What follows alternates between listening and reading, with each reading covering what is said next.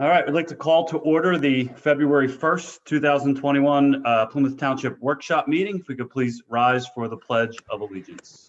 You have to.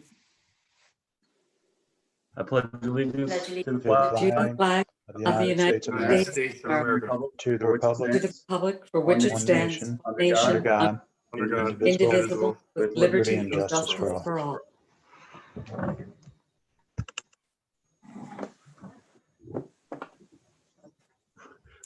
My sweatpants were visible there for the Pledge of Allegiance.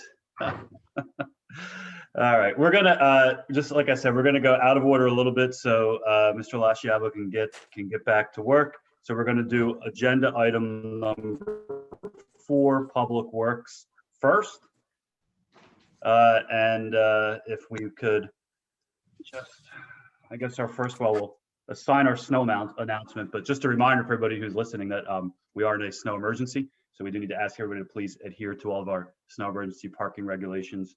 And I guess that's indefinite for the time being. So does anybody want to read that snow announcement next week? I'll read it. No way. All right, first item under Public Works and Sewer is the ridge placement agreement with Montgomery County.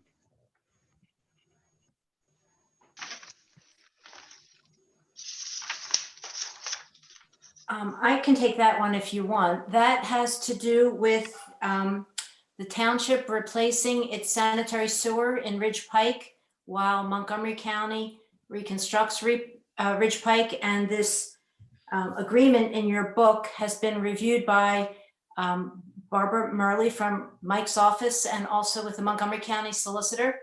And it is ready for your approval. It basically says that the township will, in fact, reimburse the county for the cost of the sanitary sewer. And then we're kind of piggybacking on their contract.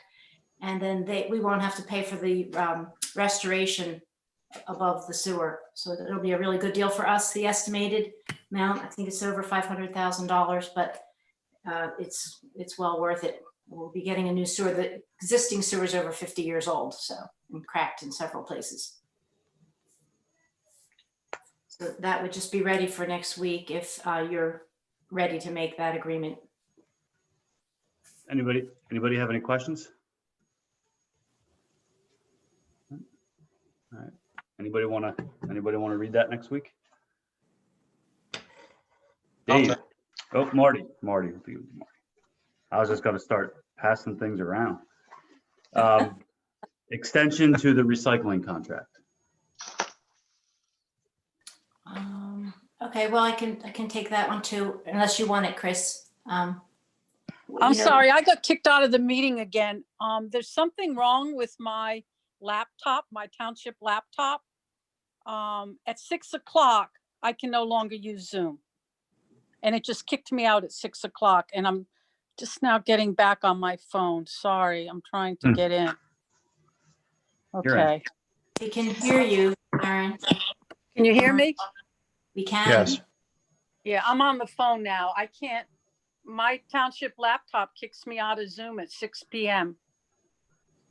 You ever heard of such a thing, Len? No. No. But we're gonna look at it. You bring it in. Yeah, not tomorrow, okay? It's in the iPad, right? It's the iPad. And I had it in already for, and Juan took a look at it. I'm sorry, we're in a public meeting. We'll talk later. Karen, I put that on there as a curfew for you as a control feature. I don't need to go to bed that early. Okay. So as we were, the recycling contract. As we were. So Plymouth Township is one of 7 municipalities in a small consortium that takes its recycling to the drop off over there in Upper Dublin. It's currently Mascaro has the contract, and the group of the 7 is working with the DEP and they have a couple of grants and they're working to figure out, I guess that we're going to continue in this consortium and continue to recycle there's no market for any of these commodities except for the paper and the cardboard. And Chris might be able to talk to that, but they may want to break that out and not put everything together like we used to do. But for now, there's another 6-month extension on the current contract that the other municipalities, all want to have that extended so that we can work on a new RFP and possibly separate some of these materials, the cardboard and paper, so that we could actually get paid for something instead of paying to get rid of everything. Chris, did you want to comment on that? How that might work? And you're muted.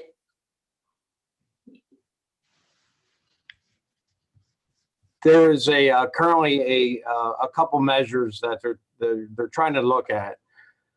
And I think the one that I'm more inclined to do would be the every other week. So they would do basically cardboard and paper 1 week, and then the next week it would be all your other recycled material. The only cost to the township would be an extra can per resident. So that's the cheapest way. The other thing that they're talking about is getting a dual stream truck, I don't know if you ever saw the split trucks. That costs way too much money, in my opinion. You would have to hire two more men at least. So they're going over their options, like Karen said. And I think the best option right now would be, if we were to do anything like that, would be to either we can get a bigger can in order to put the recycling in, because we would need 2 of them, one for cardboard and paper and one for something else. And we just alternate every week for our collection. So you'd have to hold on basically to your material for an extra week. But that's coming. That's what they're working on right now, because the market is so bad, as we all know. And yeah, we're probably paying upwards of double to get rid of recycling than we are to get rid of trash at the moment, right? Pretty close, Chris? Almost double? That's going to be the number if we go outside of the consortium. Right now, it's been about $68, $69, $70. It's variable, so it's been moving. But we pay $57 for trash, $58 for trash. Right. So, They're talking about $100 a ton in the future if. correct. Yeah, and so, but this on your agenda is just to extend the current contract that we've had for several years for 6 more months while they work with the DEP and the grants that they've had to study this and try to figure out, which way we're going. There will be another RFP. Just depends on if, like Chris says, we'll be separating materials or we won't. In a way, it's kind of going back the way we used to when we used to source separate paper. Mm-hmm. Yeah, at least it kept it clean. And this right now, it's useless, right? It gets so dirty with everything else. There's a lot of residual Nobody wants it, stuff goes into the trash instead of recycling. right? So we just recommend that because we have to take it somewhere each day that we collect it. Anybody else have any questions for Chris or anybody else? So we would approve that next week? Yes, All right. please. Anybody want it? I can take it. Aaron, it is. All right. And then D is the highway materials authorization to bid. Yes, and this is just seeking approval to go out to bid with the highway materials. Last year, we, for the first time, we used liquid fuels money to put our highway materials line item went to that liquid fuels budget category. It really depends on, we have snow is kind of linked into that liquid fuel. So as far as money goes, we have to really evaluate it after the snow season. But we can always put it out to bid and, it's always plus or minus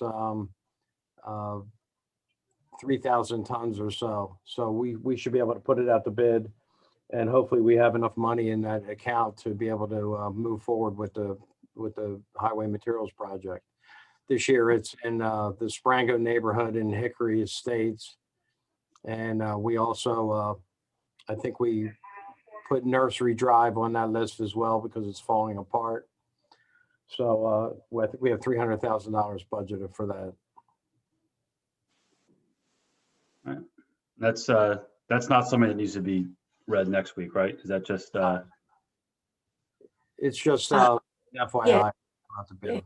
Yeah, I can take it off as long as it's okay for Chris to go out to bid in the next few weeks or a month or so. And we'll find out what, like he says, as soon as the winter or the bulk of the winter's over, how much money is left for street paving and, or figure out where we'd get it from the general fund. sounds good good with to that. me? Yep. It's good? Okay, we'll take that off, but thank you. Chris, anything else from you?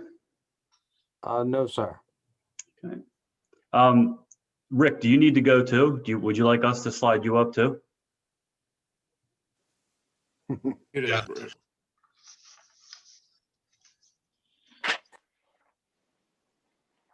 Rick, are you there?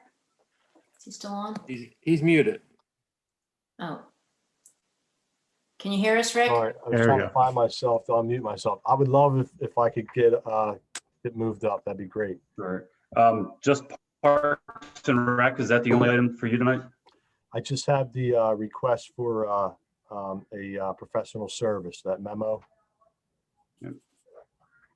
Thank you, everyone. That's the item under Parks and Rec, correct? Yes. All right. So I would like to request council's permission to hire an engineer to begin the bidding process for the renovation of the pool pump room here at the Greater Plymouth Community Center. Want to tell them about the condition of the pump room? Yeah, so the condition of the pump room is not good. We have a lot of the metal components that are severely corroded, and in need of repair. And it's something that we want to try and get ahead of it, because if we have a failure on one of those pumps, it could be bad. So we want to try and get ahead of this and get it renovated. And that's budgeted for this year and everything, correct? It is, yes. Anybody have any questions for Rick? All right. I'm okay with it. Sounds good to me. Mhm. Sounds good. Okay, That's good. Thank you. Very good. Thank you. That'll come off as well. Thank you. Great, thanks. Since we went down to Parks and Rec, Karen Frank, anything additional while we're here? No, I don't think so. We are working our way towards getting our next set of program offerings and things and trying to move ahead for spring. We've gotten a little game plan for summer camp, which sounds kind of far away since it's a blizzard outside, but we do have a game plan that we could take a certain number of kids a little bit more than last year. And we are working on a sliding scale so that depending on if things change, that we could do something like that and increase our amount based on the sliding scale if conditions got better. And also with that, we would be then taking payments per month for everyone to hold their spots. So again, we wouldn't have the amount of money that we had last year. So we're little by little trying to do what we can and figure things out to move ahead. So Great. that's about it. Sounds Karen, good. do you think you'll still be able to have that pottery workshop on Friday? We'll have to see when we get back. If the instructor can make it, I'm sure we would, yes. I was just wondering about the parking lot at Harriet Wetherill. Yes, that will be something we'll have to check in with Rick on too. Yeah. Okay. Yeah. And we, like I said, as soon as we can, we'll touch base with everyone on all the programs. We have a list for them, and Joanna will run down everything on that also. But Okay. thanks for reminding me of that one. I sometimes on my list forget the ones at HWP. Hey, I'm an HWP partner. Sounds like a deal to me. Um, All right. Anything else for Parks and Rec? Good to go? No, I don't think so. Thank you. Thanks, Karen, and thanks, Rick. Appreciate it. All right, so go back to the top and get back into our regular order here. And the first item tonight is we have a presentation from our Environmental Advisory Board on our energy transition plan. I think that's Bill. Hi, greetings, council and staff. Glad to be back. We'll give you an update on what we've been working on the last multiple months.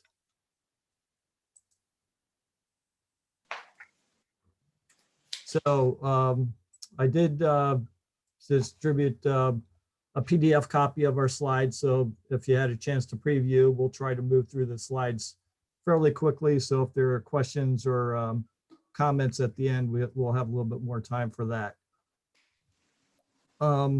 Back in April 2018, we adopted, or you adopted, the commitment to transition to renewable energy. And our resolution was written that we would target clean renewable electricity by 2035, heating and transportation by 2050, and where possible, start to transition our vehicle fleet and try to target 2030 when that is feasible. We feel in the next 10 years, there are going to be major advances in electric vehicles that'll make it more amenable to the township. And then the first goal of the resolution was that within a year, we would create an energy transition plan. We didn't quite make that, so that's why we joined the Clean Energy Strategic Planning Series. And I'll let Andy give you a little bit of overview of what we've been doing. Thanks.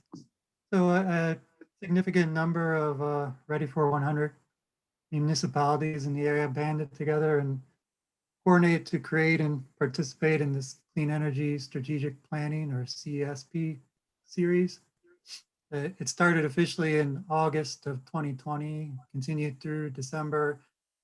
We took a holiday break and then picked up with our last one just last week. I think it was in January, and then it's going through May. There's 28 total municipalities in Southeast PA, 83 individual resident registrants, so about 3 or so per municipality.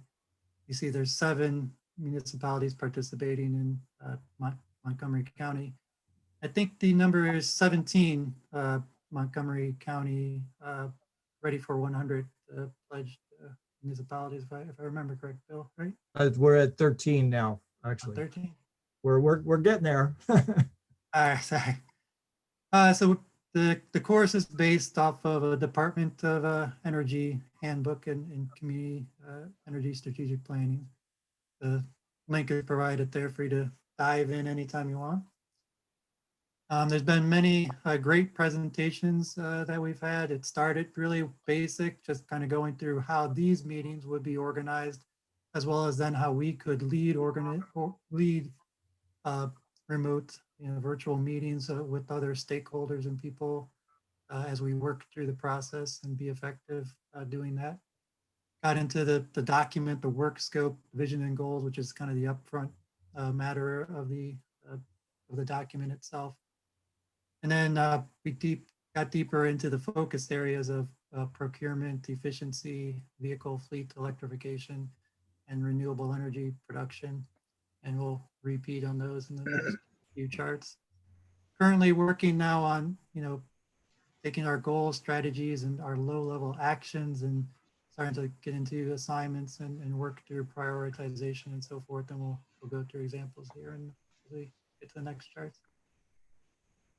And then coming in the spring here, if you want to flip back, I was going to finish up there. So right now we're working on wrapping up and bringing it all together in the plan, presenting at forums like this, showing how to present well in, to forums like this or to the wider community.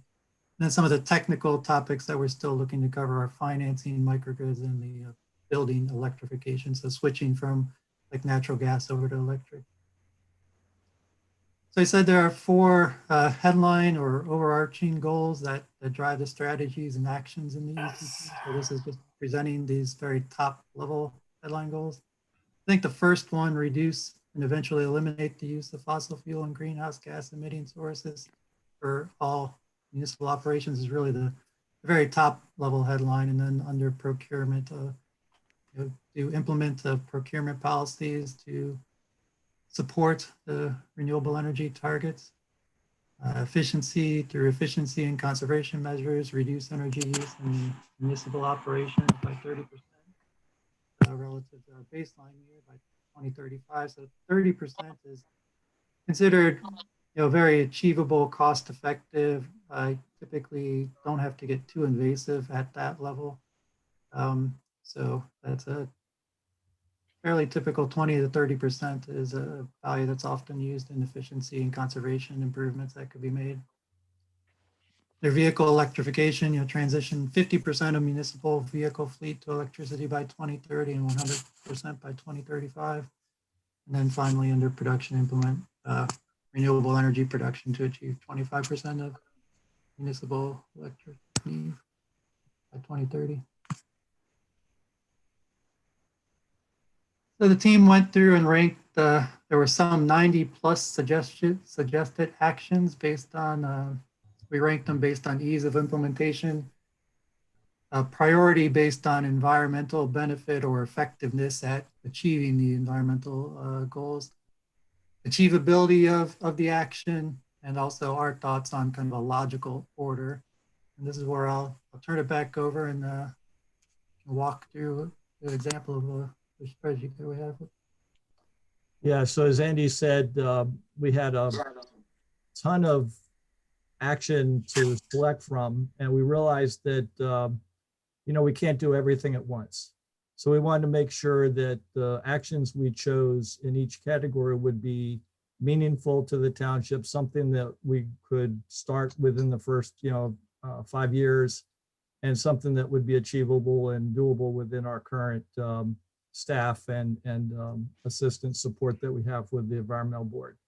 So the way it's organized is we kind of summarized our headline goals that Andy just went through for each area. And then we kind of figured out what kind of strategies or objectives we wanted to achieve in that, kind of group them in these rough categories. But the actual actions on things that we could do to help ourselves move towards these goals are this list of actions here. So we, among our team of 4 of us, we took turns, and we would meet every week, and we got together and ranked each of these actions so that we could kind of say, these are the ones we think would be the highest priority to start with. And the way we did that was we each put a number for what we felt were more important. So that's all the way over on the right. And then we sorted it to pick the top actions first. And then we went through and we said, well, we're going to have to talk with you guys to make sure we know who would be responsible for each of these actions. So this is really just a straw man. There's no dictate that these would be the response dialogue and figure out what areas of the township these best fit. So this isn't, I'm not intending to go through all these in detail tonight. We'll set up separate meetings to work through these here, but you can see the way we organized it is we selected those actions for procurement. We selected the next set of actions for efficiency.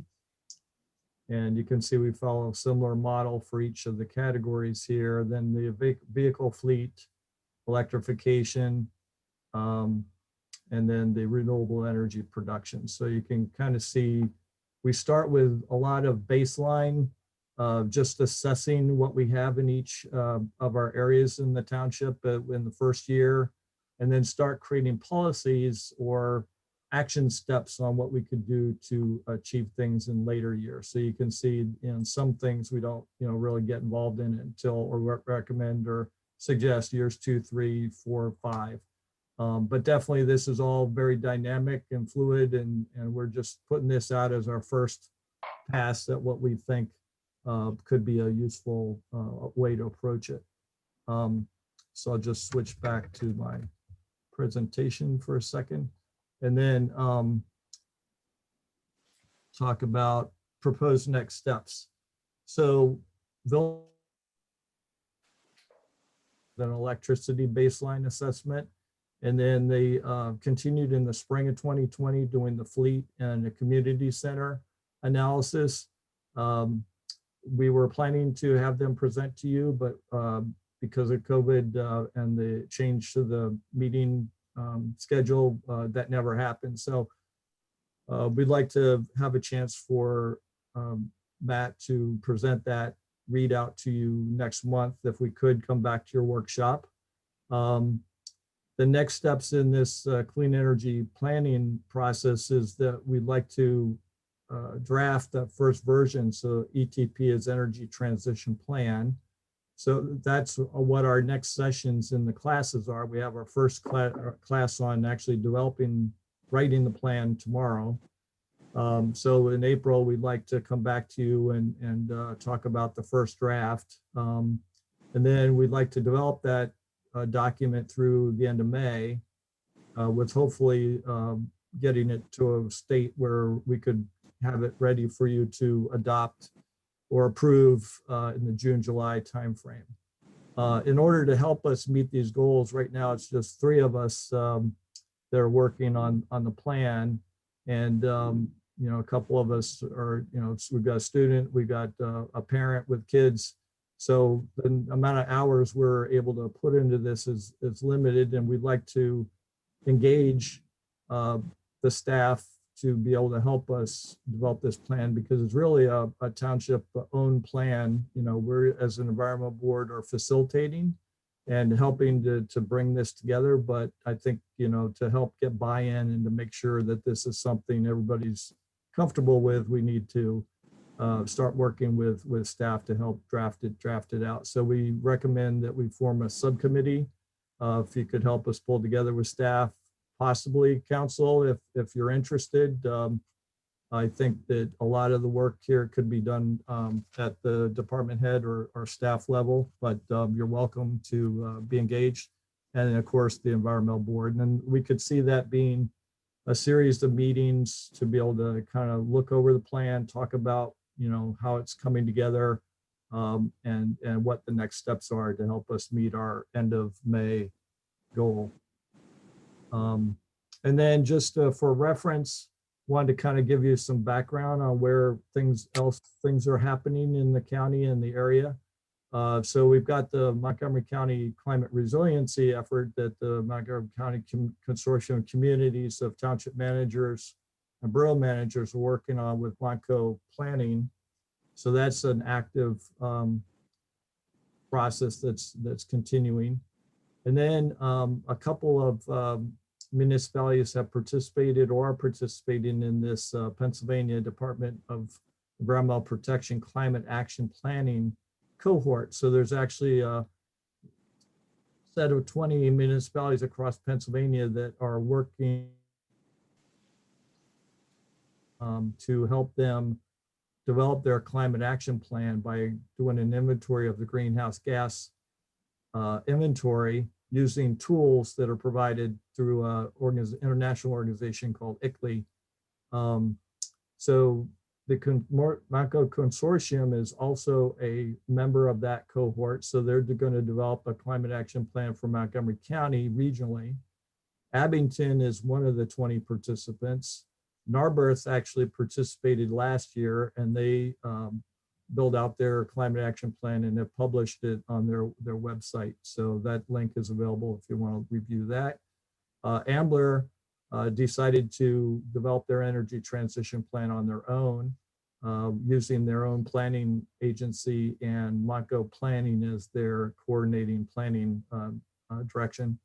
And then we've got at a state level, the efforts to join Regional Greenhouse Gas Initiative, RGGI.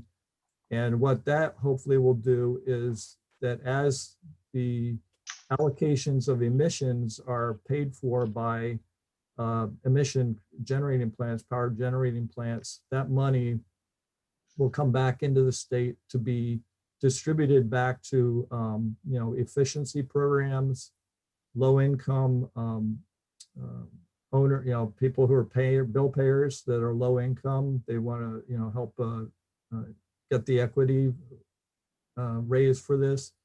And then hopefully there could be even money that could possibly come back for grants for solar or other renewable energy programs. So we see that as a very positive, hopeful area. And I know that Chris at least had provided testimony to the RGGI process.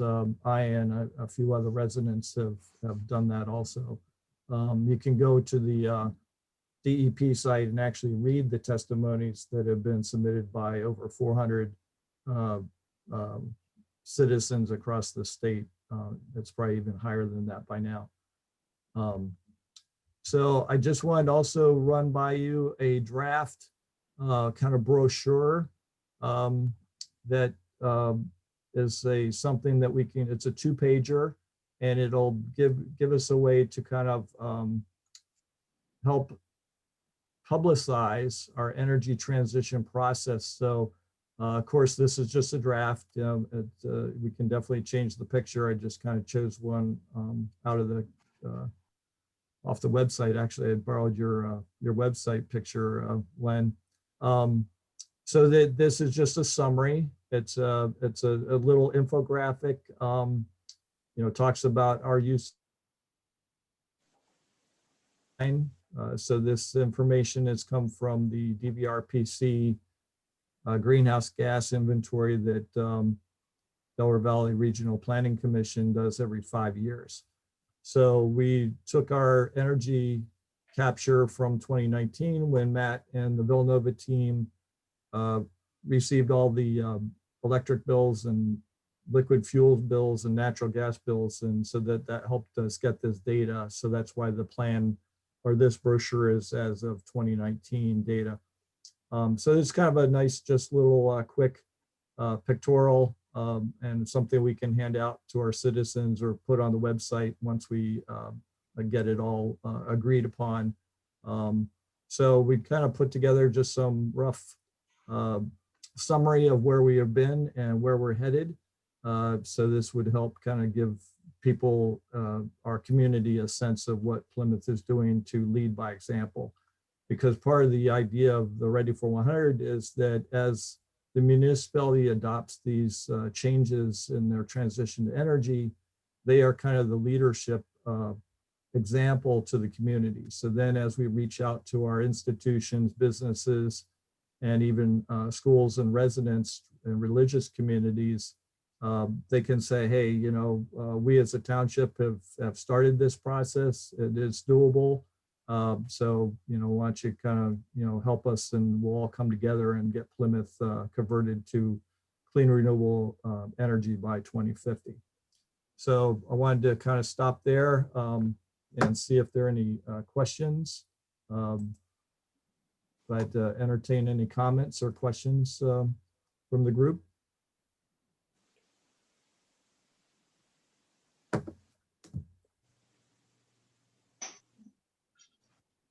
I think maybe Karen Bramlett was trying to talk, but she was on mute. I thought maybe I put everybody to sleep. Sorry about that. What I wanted to say, I'm sorry, Bill, on your proposed brochure, in the first line, you identify it as the Board of Supervisors.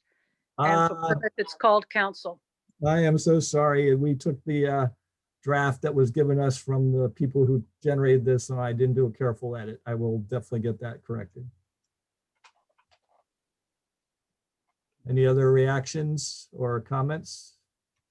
Bill, I just had we had an interesting conference call last week with the part of the advisory board for this Clean Jobs for Pennsylvania Coalition, which is geared towards trying to make sure that Pennsylvania joins RGGI, the Regional Greenhouse Gas Initiative. And it's interesting, for anybody who's interested in looking at that, there's definitely some legislative action. There's been some legislative action attempts against it, and it kind of has some bipartisan support as well as bipartisan opposition. So I think there's still a lot of attention that needs to be drawn to the Pennsylvania legislature in allowing the governor and the state to join the initiative. So definitely an ongoing process with that. Thank you for that update, Chris. Sure. And I guess, Anybody else have any? Go ahead. yeah, sorry, I just wanted to kind of see what your reaction was to helping us finish this plan by the end of May, and whether we could work with staff to help continue to the next steps.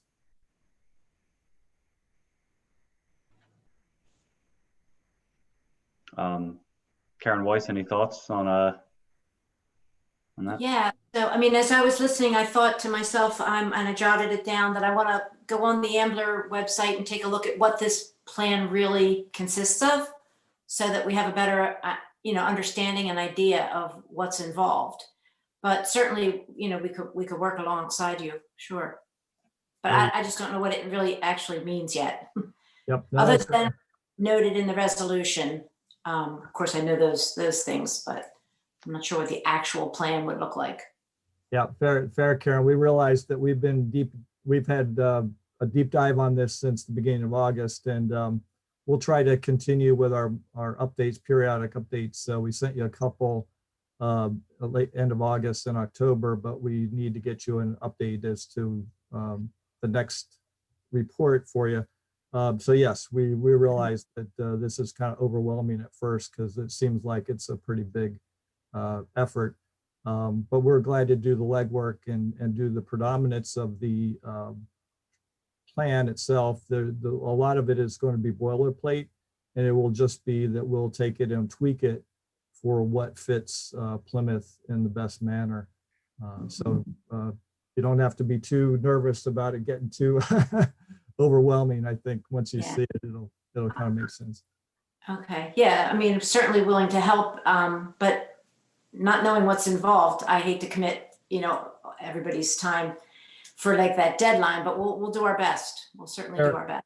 Very glad to have you consider it. And I guess the other ask would be whether we can come back March, April workshops to kind of give you guys updates. Yeah, so I jotted that down as well, Bill. Which one did you want, or were you asking for both? So March, it would be the Villanova report from last spring. Mhm. April would be the AB giving you an update on how far we've gotten on the draft plan. So whatever we're able to write between now and April, we would give you that readout. So it would be a similar presentation like this, where we could say, this is what we've accomplished, and this is where we are in the draft. This is the remaining amount of work. So it just gives everybody kind of a feel for where we are. Okay, all right, I can put you down for both months. I know we have one other presentation scheduled for March, and so you would be the second, and then I don't think I have anything for April yet, so I'll Great. put you down for both. Appreciate it. Thank you. Surely. Bill, this is an excellent summary. I audited the course, so I was involved up until the initiative of starting to make the decisions and the plan, and I felt that as a new council member, I best pull back. I'm not sure if that was the right step or not, but guidance would be appreciated. But I can attest to the massive project, and it's extremely intense. One person likened it to me to trying to take a drink from a fire hose, and that's exactly what it's like. But what the results can be were demonstrated in different places throughout the country, and it's impressive. And I thank you, Kathy, for attending and auditing as long as you did. We really appreciated your meeting with us. Besides the Tuesday class, you met with us on our Wednesday weekly, team meetings. So I really appreciate the number of times you came and gave us some counsel and working with you during the class. So thank you again. I learned a great deal. I'm still processing it. So I think that's all we had, Chris. If, right. thank you. Thank you, Bill, and I guess we'll see you again in March. Appreciate it. All right, item number 2, next presentation is for Plymouth Town 2. And is that, Yep. Bob Blue and Rick Stoneback are on the call. And thank you, Karen. I'm Joe Clement. I'm also on the call. Unfortunately, Keith could not be here this evening. He had a little bit of a family emergency to deal with and was unable to attend. But this is Plymouth Town 2. And for those who are not familiar, it's right adjacent to Plymouth Town, the existing apartment complex. And we had come in about a year and a half ago now with a proposed 18 townhome project, which needed a fair amount of relief, variances, and saldo waivers. It did have a rather long cul-de-sac. There were some issues with respect to the tightness of the site, and it really did not work well. Keith then went back to the drawing board with Bob Blue, and they came up with something that I think is much more palatable, which is a continuation or extension of the Plymouth Town 1 apartment complex into these particular parcels. The issue that we have, of course, is that the property right now is zoned D residential, and in order for that extension or expansion of the Plymouth Town apartment complex to occur, we need the special residential zoning on the property. So we did provide to the township a proposed concept plan that shows the 3 new buildings that would be on this site. Again, it's a very odd site. The configuration is odd. There's some steep slopes to deal with, but it would add approximately 32 new units to the Plymouth Town project and 79 parking spaces in addition to that. So you'd have about 2 parking spaces, a little more than 2 parking spaces per unit. And we're trying to gauge the interest of everyone here with respect to being able to make that transition to allow the project to occur.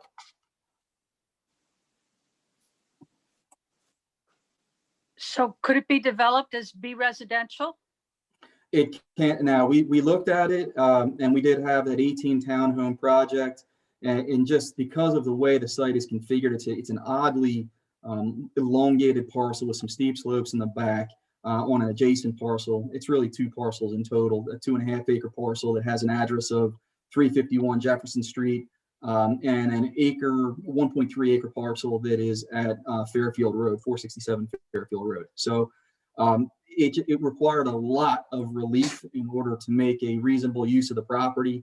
But this new concept with the apartments allows for a much more fluid transition between the existing apartment complex, extension of drive aisles and what have you, that really makes a lot of sense. But my question was, could it be developed as B residential? As D residential? D as in B. David? B as what in it boy? already is. I'm sorry, I may have misspoken. It's D as in David residential. And no, we looked at that, and for us to make any reasonable use out of the property, it was cost prohibitive to develop it under the existing D residential. How many units could you fit under D? We had tried to get 18 units, and that was really where townhome units. And that's really where the break even kind of occurred. But even with that 18 units, there was a significant amount of relief that was needed and some interpretations that were required as well in order to make the road or access way a private drive as opposed to an actual road, which allowed us to narrow it down some and get the appropriate density on the site. But all of those things, that was not a by right plan by any stretch, and probably was something that I think the town did not really appreciate as much as perhaps this new concept. The town, you mean Plymouth? Yes.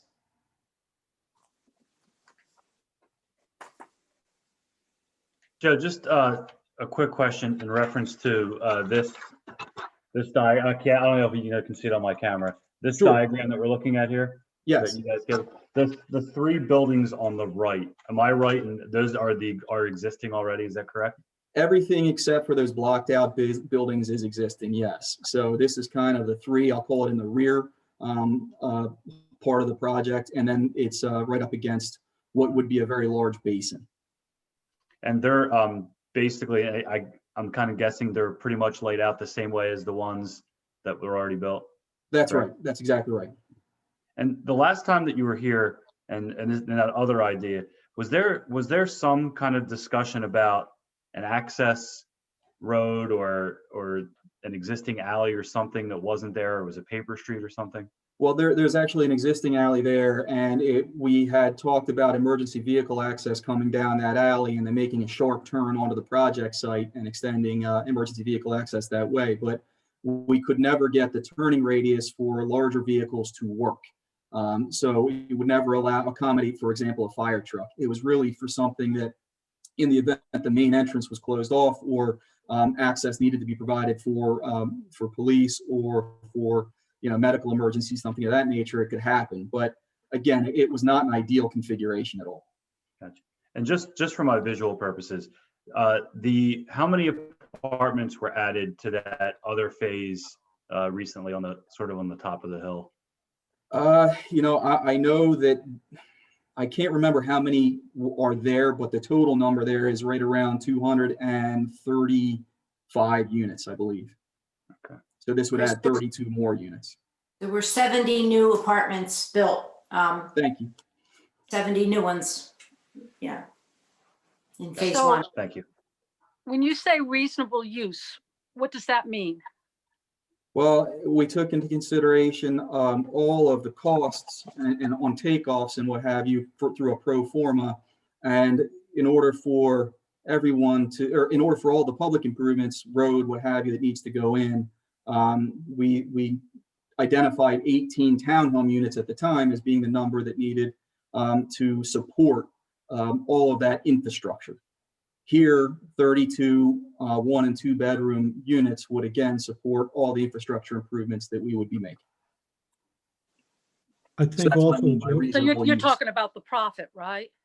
No, not profit margin? profit, not necessarily profit, just actual being able to make, because remember, these, and I apologize if I didn't say this already as well, these units are not, they are not offered for sale. They are actually rental units, and the townhome concept was also rental units. So in order for all the infrastructure, all of the costs to be borne, there's a certain number of units that needs to be built. Joe, if I can jump in real quick. Sure. I think the difference between the last plan and this plan is we've eliminated one of the roadway entrances off of the main road, and we're coming through with nice gradual slopes and radii into the new site. I think that's important to know because, we try to maintain that interconnect between the old section and this new section. Thank you. Does that entryway on the diagram, does that exist already, or is that new? The main access off of Fairfield exists. Okay. We're going to go from the edge of the existing units and then have an access way to go down. And we Yep. got rid of the cul-de-sac. I know the cul-de-sac wasn't really accepted. It was almost a year ago that we were in DeCio, wasn't really accepted or in favor with the board. So we got rid of the cul-de-sac. We have 2 parking spaces per unit, a little bit more than that. So, and we've got 16 buildings as opposed to 18 buildings, individual buildings. Then I was wondering about one of the waivers for the, I don't have my magnifying glass with me, but it was the one that had to do with parking near because it's on this tiny piece of paper. I mean, regular sheet of paper. So the parking next to buildings, I think the variance was going from 20 feet down to 10. Am I remembering correctly? Yeah, that's correct. And it's not a variance, it's actually a waiver from because we wanted to have the parking spaces and sidewalks, very similar to what we have in the other new section that Karen referred to, and pretty much exactly as it exists on the older, we'll call it Plymouth Town 1 is the older one, Plymouth Town 2 is the one that's just finished, and we'll call this Plymouth Town 3. That's the way the parking is now. So we're So just, they're also only 10 feet away from the structures? I believe I know Plymouth Town 2 is, yes. Okay, because I was just wondering, code-wise, is that a safety thing or, I don't know. I don't know building codes, so I was just wondering why we have 20 feet and allow 10, but I don't know the reason for the code. I didn't know if it was safety, like fire or fumes or what it was.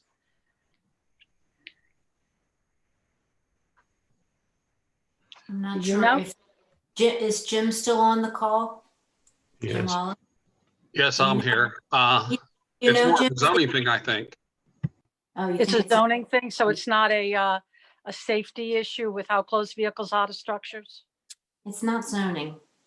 It's not a zoning thing. It could be a subdivision land development thing, but it's not a zoning thing. Okay. It's subdivision Okay. land Yeah. development. We can look that up. Ms. Weiss, I that's was just absolutely wondering correct. why. It's a subdivision and land development ordinance thing. And my understanding of many of those things when it comes to Saldo is more of aesthetic possibly than anything else. And in this case, we do have existing conditions that have been built with that waiver. And we're not asking for anything more than what it looks like today with Plymouth Town 1 and 2. Thank you. Dave Gannon, do you have any questions? One question would be either for Karen or Lonnie, maybe. Do you see any issues with the way it's drawn now? Because I do remember the previous one with the cul-de-sac, we had an issue with calling it a driveway or a street and then with turnarounds, and it looks like they took that into account. Is there anything major? Because I can't read anything on that piece of paper that you guys saw. From my quick review of this proposal, it seems like it eliminates the previous concern with the road cut on Fairfield. And I don't see any issue connecting phase 1 and 2 with this proposed phase 3. It looks like that would work very well. To the rest of the project, I really haven't delved into it. So we're not calling roads driveways in this version? No.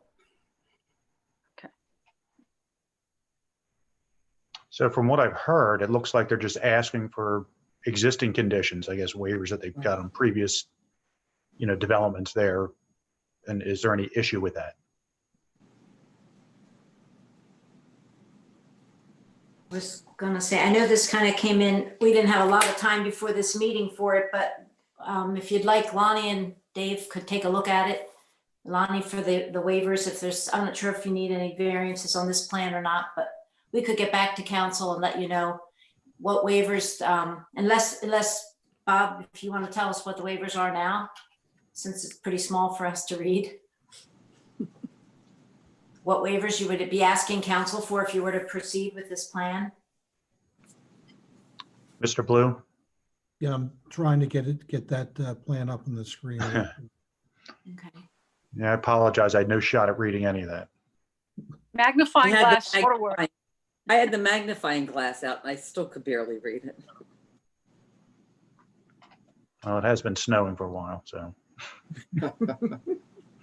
I don't have one in the house. And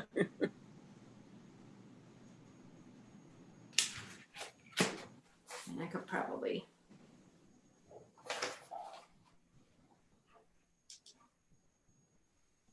For some reason, I cannot find that plan, but just give me 1 second if you don't mind. Dave, you're just asking for the waivers that are listed on this, Sure. on the plan? I can read them if you want me to read them. Show off. Sure. So, one is to depict the location of all storm sewers within 200 feet of the site. A waiver is requested to permit the applicant to depict only those storm sewers that are pertinent to the site design and any areas of improvement. Second waiver, parking area open space. Waivers requested to provide 10 feet between the parking area and the outside wall of the dwelling units. That's the one that Karen already asked about, in lieu of the 20 feet required. Third waiver, parking area pavement construction. Waiver requested to provide a parking area paving specification of, I believe it's 6 feet of compacted, modified stone. 6 of, inches.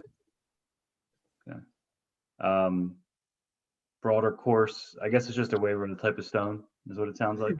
Yeah, it's just a waiver and similar to what we used on, we'll call it Plymouth Town 2 for the base cross section. Definitely carries construction vehicles and emergency service vehicles also. Number 4 is sidewalk shall be located between the curb and the right-of-way line 4 feet or greater from the curb line. A waiver is requested to permit the sidewalk to be adjacent to the curb. And number 5 is steep slope landscaping. Waiver is requested to utilize slope protection on the disturbed areas of the site within slopes in excess of 4 to 1 in lieu of providing ground cover plantings or supplemental plantings. And number 6 is a waiver for no more than 15 parking spaces in a row without a landscape island. I couldn't have said it any better. I still got some sharp vision here, Dave. And just one other quick question, just to clarify again. Currently, it's D, and this would need to be changed to B, correct? No, it would need to be changed to residential special. Gotcha. And that's pretty much, that is exactly what was done for Plymouth Town 2, the 70 unit job. Got it. So Karen, what would be the next, I mean, is this something that we would want to kind of further look into? Let them proceed? The applicant could do a sketch plan review. That way Lonnie could have a chance to review what they've done. And I mean, as far as listening to those waivers requested, I don't think, I don't know, Lonnie, you can chime in. The 200 feet from the site is probably not a big deal, right? On the first one, sanitary sewer? No. That's fine. Right. I think we need to find out what the 10-foot parking from the building is, because I'm not as familiar with that one, or why. That's under the subdivision land development section 502.3 D as in David. Yeah, I see that. I'm just not so sure why that is. But, you know, I don't have that book in front of me, Bob, but, Okay. you know, I mean, is it a safety factor or is it just an aesthetics thing? I'm not sure. I see the sidewalk. So the sidewalk adjacent to the curb, you actually have, so that's just without the grass strip in That's between the curb correct. and the sidewalk. So, you know, that's something that is just like a little less green. I don't know how, you know, council would feel about that. You know, the landscape islands, I know at least some council members are not in favor of waiving landscape requirements, right? Otherwise, they don't seem like waivers that are too great to ask for, in my opinion, from compared to other projects that we've given waivers for. And Karen, With regard to with your 20-foot approval, we can send to Lonnie and Dave various, you know, like the plan, so they have something on a larger scale to review the overall concept plan. So with your permission, I'll send them both to Dave and to Lonnie tomorrow, if that's the pleasure of the board. I think council would like to hear from them, their opinions of the requested waivers, so they would help guide them. I think I would agree with that. And I think I would just not speak for everybody else, but I would say in general, in terms of a concept, I would view this, I think it's a step in the right direction compared to the last one. So I think it's to me anyway, it's a little bit more of a favorable design than what we saw before. That's a positive comment. Thank you.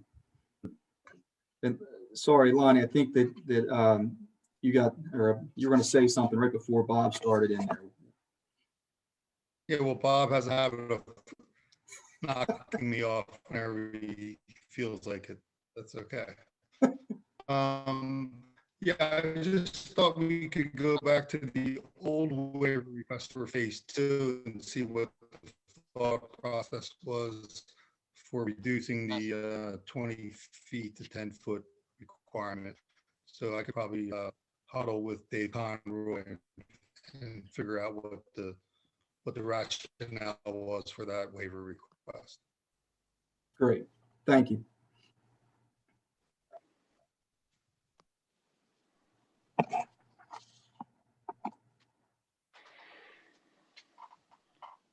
Any other questions from anybody? Council, anyone else? Yeah, I guess I would just echo what Chris said. I think it's a much better plan than was presented before. And, yeah, I'd like to hear what Lonnie and Dave say. Thank you. All right. Thanks, guys. Appreciate it. All right, thank you very Thank you. much, and we'll be in touch. Thank you. All right, a couple under for next week, we have a unit citation. Anyone want to volunteer to read that next week? I could do that. Dave. And then we'll have a swearing in of our Harmonville Fire Police. Is that, they'll have somebody for that? It's usually you, Chris. Oh. Come to the meeting, Chris. Oh, man.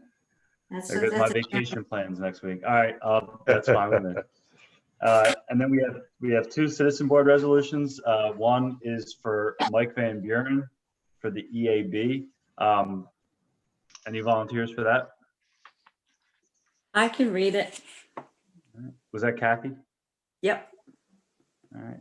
And the next one is for Kathy Kemper for the Human Relations Commission.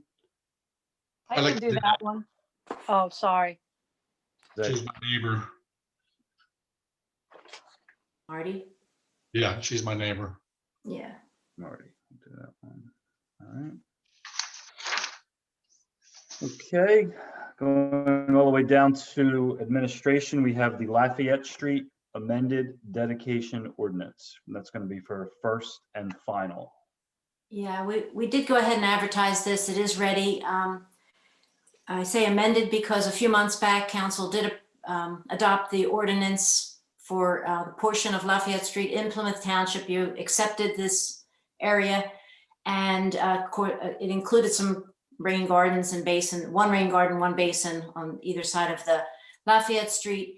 And at the time, I guess just afterwards, the county realized that they did not save some of the land for the turnpike slip ramps, so that they wanted to have us amend this ordinance so that when the time comes for the turnpike to build the slip ramps, they don't have to come to us and ask, Plymouth Township for the land back. They can just go back to the county and get the land from them.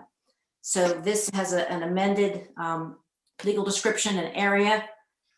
And, it is ready for adoption. Okay. I don't know if you would give it to Mike or not, but That sounds good to me. Mike? he usually reads the ordinances or summarize. Got Please it. summarize Happy it. to do it. Anybody have any questions on that one? All right, the next one is the back again to the East Norton Township sewer sale to Aqua Resolution. Yeah, this is also a redo of something you just recently did. East Norton engineer forgot to tell us that they needed our planning agency to also review this, their sale to Aqua, and the planning agency has to do it prior to council. So you guys have to redo it, and the planning agency will do it for the first time on Wednesday night. So again, there's nothing really changed except for timing. They told us we had to have it adopted after the planning agency. So it's Got back it. on. All Your right, consider- that's Mike. That's not an ordinance. That's It's not just a ordinance, resolution. that's a resolution. Any takers for that one? Who read it last time? I can look it up. I can give it to the same person if you want. It was a few months ago, maybe a year ago. No, does anybody want to volunteer for that? Dave, is that you look like you're perked up there, Dave Gannon? You got That's it, what I Dave. think I did it last time. Yeah, we got to keep it consistent, Dave. No, you don't. But I'll do it. Thank you. And then we have 3 tax settlements, correct? Correct. And Mike takes care of those.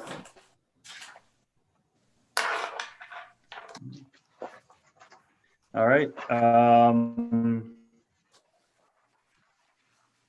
Police and public safety.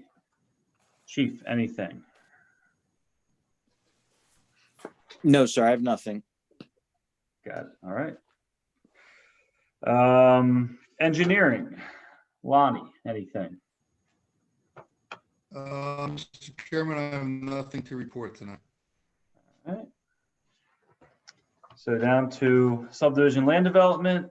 First one is, I didn't bother, is there anything else that I didn't want to jump too quick? Anything? Karen, anything to add to any of those that's not on the agenda? No, thank you. Mm-mm. All right. Subdivision land development, first one is Conocelli. That's Dave, correct? It is.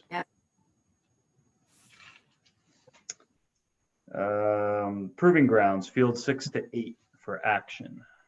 Yeah. It's also Dave. So, well, that would really be Mike. And because they're ready for conditional approval. And Alex, we would need a resolution on that one. Yep, I'll take care of that and get that over to you and Dave Conroy for review. Thank you very much. You're welcome.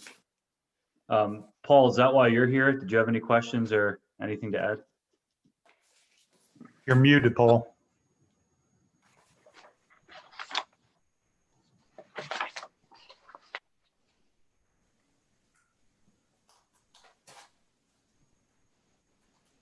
Sorry. There you go. I'm just here in case council had any questions. Sounds like we don't. Okay. No question.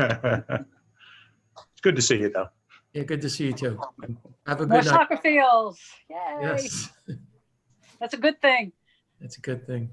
Youth sports. Mhm. Yeah. All right. That's it for that until down to extension requests for Brook Road. First Me. one is Dave. Second one is as well. It's all happening in Ward 1. Yeah. Busy Karen, place. I'm sorry, just a quick question going back up to 751 Belvoir Road. I know that he's been kind of anxious. Is there another review that we're still waiting on for that? Or is the ball kind of in his court at this point? The ball's still in his court. Okay. There were waivers he was looking for. Like Mhm. is there something that we have to do first, or is there something that he has to do next? Just so I can let him know. Yeah, so he already got his first round of review letters, and he needs to have his engineer revise his plans and resubmit them, so that they're essentially very clean and short lists of things before he gets conditionally approved. We're waiting for his engineer to resubmit. Got it. Thank you. Mhm. So we were Dave. Next one is escrow releases. One is for Bimbo Bakeries, and the next one is for Arbor Square. That's a Dave and a Marty. Well, hold on. I just wanted to say they could be Dave and Marty, but they both have situations. They may come off the agenda. Bimbo owes the township a significant amount of money for reviews that they haven't paid, and on Arbor Square, we're waiting for a development agreement. A deed of dedication agreement, which I know they're working on. But this is a final escrow release for Arbor Square, and we need the deed of dedication of their sanitary sewer pump station to the township before their project is finalized. So if I get them this week, and I know that one's being worked on actively, and Bimbo's been told that they need to pay the township the money they owe it before I would recommend council release that. Got it. But if otherwise, if you see them, they can be then for Dave and Marty. But to be determined. Sounds good. All right, going down to code enforcement, curb, sidewalk and lateral inspection fee resolution. Jim. Yeah, that's to increase the fee for our certificate of adequacy, which is when there's a sale of a home. Right now, it's $10, and with the work we put into it, I want to bring it up more to the cost of a highway permit for residents, which would be 25, which would actually cover the cost of what we're doing. That's all that is, $25 for the inspection. Or looking forward to it. It's only been $10? Yeah. For a long It's only been $10. We send a guy out there to do an inspection.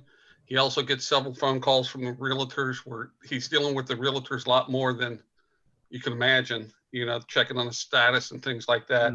So we do need to cover that cost. And he uses spray paint if they have to replace sidewalk blocks. So there's that cost. I know, I'm fine with that. I couldn't believe it was that cheap.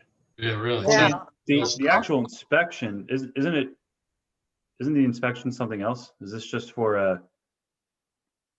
There's also a sewer lateral inspection, which the That's what I'm homeowner has to thinking. pay the plumber for that. That can be several $100s, but that's different than this. Got it. Anybody have I any think questions? for bringing Jim? it up to our cost is a good thing. Yeah. I got to talk to the snow plows. I keep beating mine up. That's why we let them go early. There you go. Yeah, I mean, unless anybody has any issues with that, we can. That sounds doable. It's still cheap. Who wants that? Who's going to take that one? I'll take it. Okay, the second one is the use and occupancy fee resolution.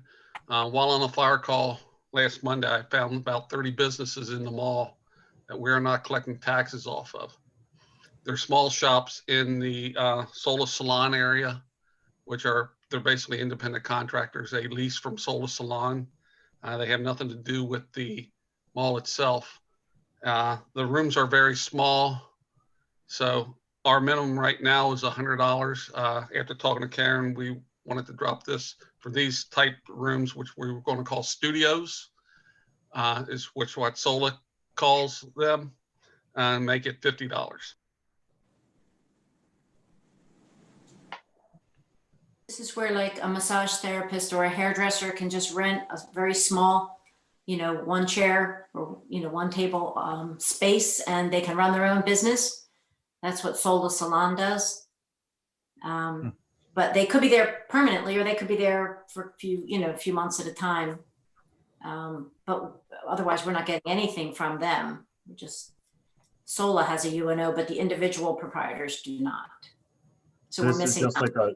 This is a one-time fee as opposed to them paying based off of what they're making. Well, it's a one-time fee for their use and occupancy, which every business needs to have. And from that, copy goes to the accounting, the finance department, where the business license is issued to each individual proprietor.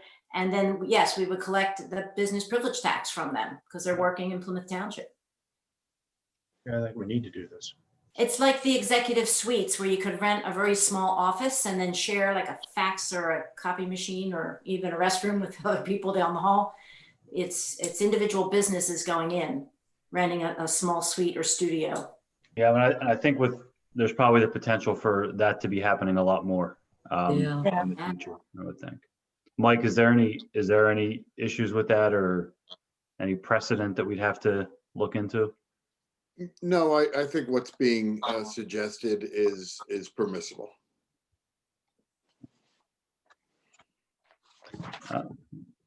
Anybody else have any questions?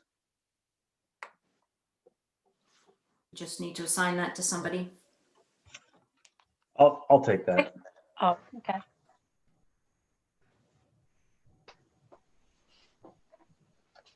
All right, Jim, anything else? That's all I have. Thank you. Zoning, there's one item for one and possibly the continuation of the other, correct? Definitely a continuation, yeah, and this one, residential.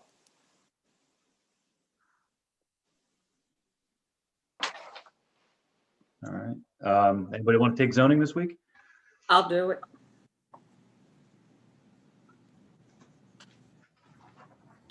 Was that Karen or Kathy? It was Kathy. Kathy. All right. Miscellaneous old business. We have citizens board vacancy announcements. Are they the same as what we had last month?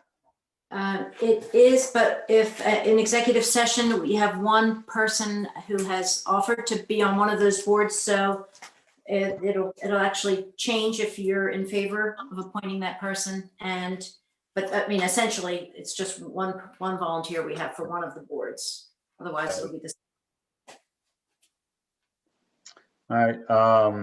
Anybody want to read that? I can read that. Thank you, Karen. And then, yeah, if you're in favor, you may have an appointment to go along with that if you're in favor. Karen, if so, we'll give you both. Okay. Item B is the COVID vaccine concerns. Yeah, Karen, did you want to talk about that, or did you want me to? Sure. Well, you can start. I guess you can start, Karen, if you'd like. I mean, I guess we both have been listening into the commissioner's reports every week. Yeah, so, well, I guess we first talked about putting this here because at last week's Emergency Services Board meeting, there was a lot of frustration expressed with the emergency services about the lack of the vaccine in Montgomery County, how some of the police officers and firemen were going to Lehigh County and Berks County to get their vaccinations. And there was a discussion held about, maybe the council would want to go together and have a letter written to the county commissioners, just kind of expressing displeasure or whatnot. And since then, I guess it was maybe the very next day or two, we heard Dr. Arkush on the radio, and she's as frustrated as anybody else and not getting the quantities, that we should probably be getting in Montgomery County. I don't know, but then the question is, should we really write this letter or not? I don't know what would accomplish because everybody's frustrated, but does that sum it up, Karen? Yes, and what Dr. Arkush had said, the emergency personnel, the firefighters and police, all of those first responders are in phase 1B in our county, I guess perhaps in our state. They are not in 1A. And one of the problems that the county is having is they cannot meet the 1A demand.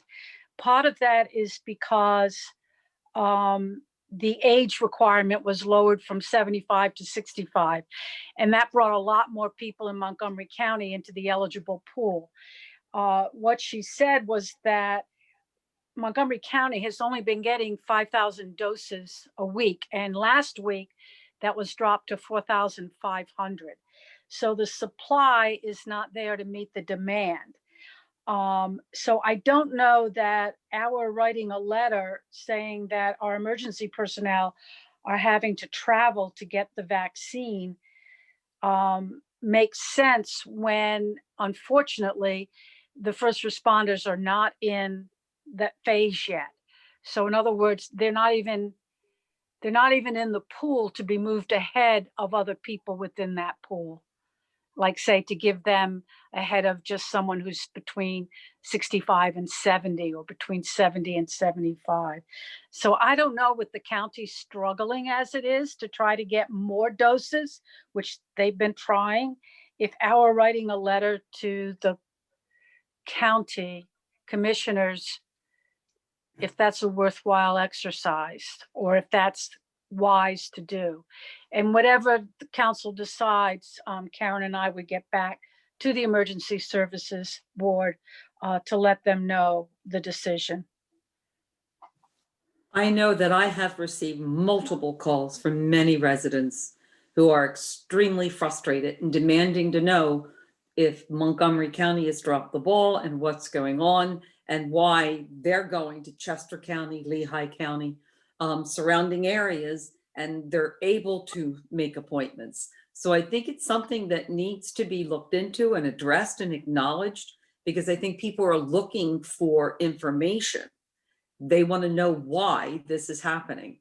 So we need to be able to explain why we're getting 5,000 doses per week. What is that based on? How many is Lehigh County getting? Lehigh County has less than half the residents in Montgomery County. Is it on a per resident basis? I think we need to do something to address it and show residents that we're aware of the problem and we're working with the county to see if we can resolve it. It may be at the state level because it is the state that allocates to the counties. And Yeah. I've been getting a lot of emails and calls, and complaints about, they're not hearing back when they pre-register. And as you say, that they're going to other counties. Someone went up to New York to get it. Yeah. That's where they have to go back for their second dose, however. Mhm. So, I mean, maybe we can try to find out, but I think it's a state problem, or perhaps the county can put us on to the person at the state. Perhaps Dr. Akush can tell us where at the state level we can get this information. Why don't we have the supply that other counties have? I think we should work in tandem with the county. I think everybody needs to elevate it and push back against the state if that's what needs to happen. But we need to start taking some action because people are demanding to know what we're doing. And Dr. Akush said it could take as much as a year to get through phase 1A at the current supply and demand. Hopefully the supply will change because the demand is not going away. Is this something our state rep or senator could help us with? That's what I was going to recommend, Dave, Yeah. because I know that the county officials are just as frustrated. Maybe this, I like you would- say, state reps to get to the State Department of Health. I So we agree. could talk to Mary Jo Daly, yeah. Matt And, Bradford and Matt yeah. Bradford Mhm. and our state senators, Amanda Capoletti. Amanda. Yes, and her chief of staff just reached out the other day. I think I circulated that, so.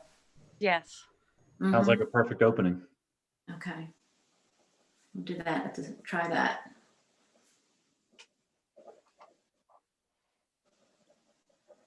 Okay, good. But I think we should get to all three of them to Mhm. get answers for our residents.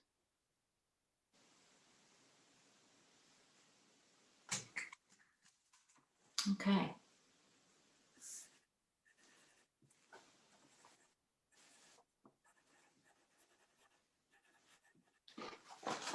All right, we ready for the next topic? So the ongoing question. Yes. Yes, what to do? Well, I mean, a couple months ago, council said we would go through February, so I just put it on to see where you wanted to go for the next couple months or how you want to do it. What did we agree? Did we go up until what? Just February. Oh, yes, for council meetings and all the board meetings have also been moved. They're all following council's, lead, all the citizen boards. And yes, it does need to be advertised in the newspaper. So when we did it the last time, we just did January and February, and we should make the ad in the newspaper. We're required to. So just wanted to know. We did Do you 2 wanna months save on advertising, but Do we want to go 2 more months? I would say yes. Yeah, I would say yes. I would too, because most of the people who show up in person, unless, their family and people getting recognized for their service, most of the people who show up are senior citizens. And if they're not getting vaccinated, I don't really want to encourage them into the auditorium. I put myself in there. Me too. okay. So we can do 2. Is that the consensus? Yes. Dave and Marty? Okay. I would, All right. yeah, I would agree with that. But I would also think, at some point, we're going to go back and maybe not everybody will have their vaccination are we able to do it safely at that point? Maybe we ought to have a plan in place on how we're going to try and do this. From us sitting close to each other as well as interacting with the public, I'd like to see something if we're going to think about that, someone put a plan together. Mhm. But I agree with the next 2 months. And in the auditorium, the chairs would be marked off, like every other row and every other chair that would be taped off, like do not sit, or a sign put on it. Right. And Yeah. we're gonna and, have to do something about council too, because we sit shoulder to shoulder. Hmm. Well, we could go down and join that other floor. maybe, I don't know about Mike, but I don't need to be up top, and, maybe we, like you say, we could have somebody not up on there and have 5 council people spread out. You probably could be six or more feet apart if it was just the 5 of you up there. Maybe Lonnie and I could be down, in the audience somewhere and something like that. Sure, we can do that. And so next 2 months for now, and then kind of Revisit. start. See where Yep. the world is. Sounds good to me. Okay. Chris, you're gonna get to do a live council meeting eventually as chair. I did. I had last year. I had enough. I had my fill. Oh, you had your fill. Okay. 3 months last year. I got my feet wet. It's got a few years left. And then the next item is the Covanta fine.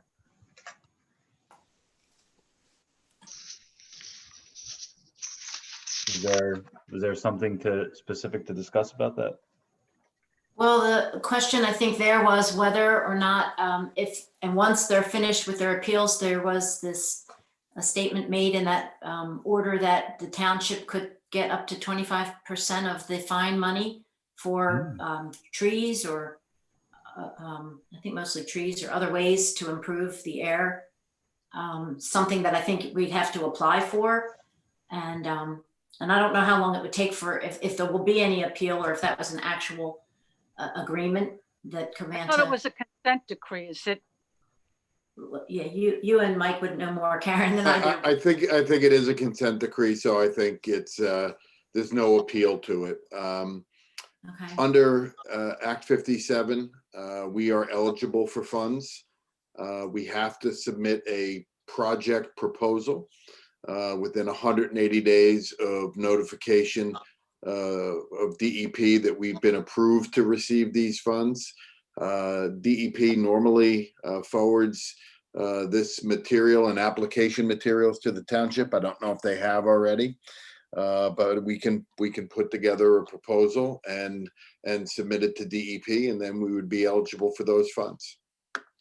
What restrictions are there on it? Does it have to be related to Covanta's pollution, or can it be for any of the Ready for 100 if it applies to air pollution or anything like that? So normally, and we'd want to, check and double check this again, but normally these are for projects that are related to eliminating or reducing air pollution.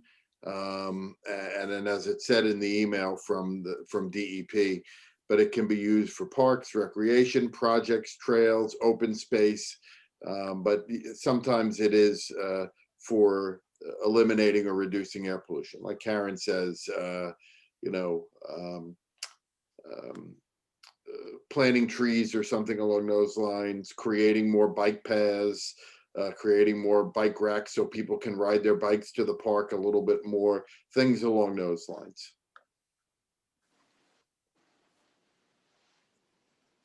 So I guess would council I can get together with Karen Frank and Rick Carbo, that we need to put a plan together and then ask Yes. Mike's office to submit it for us? Yeah. Karen? Okay. Karen? Karen Weiss? Me? Yeah. Which Karen? Karen Frank, Frank. volunteering. Yes, sorry.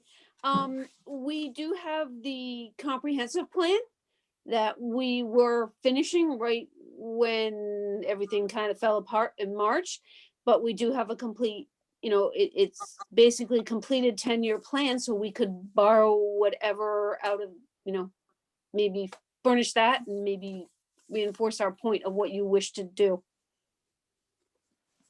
For Yeah, it. we Like, can- I don't know how much the funding is, but it's just an option that we kind of have things already in there and already planned, so it wouldn't be like we were recreating something or making something up of what we wanted. Yeah, so Karen, we'd have to look, I mean, I would think it would be best if we could find something in the vicinity for the residents, either in Cardinal View, Caldwell Lane, Samwood, Pastel, that general, the folks with the Conshohocken zip code in Plymouth Township. I mean, I think that would probably send the best message, or have the best look to it. And I think the amount is upwards of $50,000. Is that, I think, about right? So, It's Alex 25%. just did the math for me. It's $47,000 that we're Okay. eligible for. yeah, that's close. Aaron, Frank, wasn't there a plan to try and connect the bike path into Cardinal View or close by there? Ooh, I think that was a lower priority, but I'm not positive. Maybe that was because of the amount of funding that it would take, but let's certainly look at whatever's in that area. Okay. We have a very small Sandwood Park that doesn't have, they don't want any, well, some people want playground equipment in it, but there's none in there now. But maybe a few more trees, if Rick would agree that they would fit. You know, it's like a pocket park for that neighborhood. But that's the only township-owned land that I can think of. I wasn't thinking about the trails and other things, but we'd have to, that or have permission. Maybe the firehouse needs some trees and they're in the vicinity. They'd like some, possibly like some trees, I'm not sure. We'd have to Yeah, and I find think- land to put them on. Yeah, and I think there were some things for Colwell Park also, so yeah. And Colwell Park, sure, yeah. Yeah. And I Okay. think given that that's so close to industrial areas, improving Oh. air pollution in that area for the residents is a good use of funds. Yeah, and one of the other things for trees, the whole back of Colwell Park has a trail, but not a lot of trees. So maybe just a few on the, on the outside next to the residence homes and things too might work also. Okay, well, we'll come up with a plan, and get in touch with Mike's office to help us get it submitted. Right.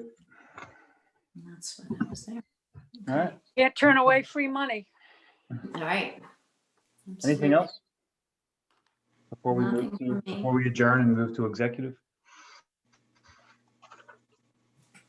Nothing? No, I'm finished. All right, in that case, we will adjourn and move to the green agenda.